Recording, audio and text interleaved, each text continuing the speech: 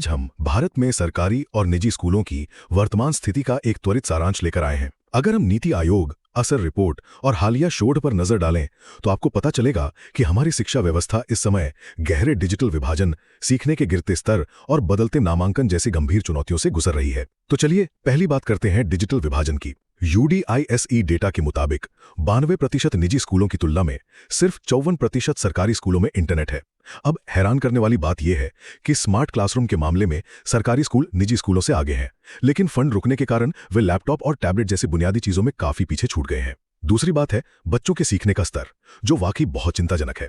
क्या आप मानेंगे कि असर रिपोर्ट बताती है कि 5वीं कक्षा के आधे से ज्यादा बच्चे दूसरी कक्षा की किताबें तक नहीं पढ़ पाते हैं। इसके साथ ही नीति आयोग के सूचकांक को देखें तो राज्यों के बीच भारी अंतर दिखता है।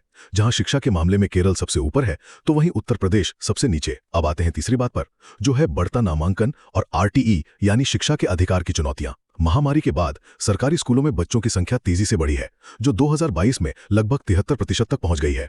लेकिन वहीं दूसरी ओर निजी स्कूलों में गरीब बच्चों के लिए 25% आरक्षण का नियम तकनीकी खराबियों, जटिल ऑनलाइन फॉर्म और गलत GPS मैपिंग की वजह से अपने लक्ष्य तक पहुंचने में बुरी तरह संघर्ष कर रहा है। तो कुल मिलाकर साफ है कि स्कूलों में सिर्फ छात्रों की भीड़ बढ़ाना ही काफी नहीं है, बल्कि हर बच्चे तक बेहतरीन डिजिटल सुविधाएं और सही मायनों में गुणवत्तापूर्ण शिक्षा पहुंचाना आज की सबसे बड़ी जरूरत है।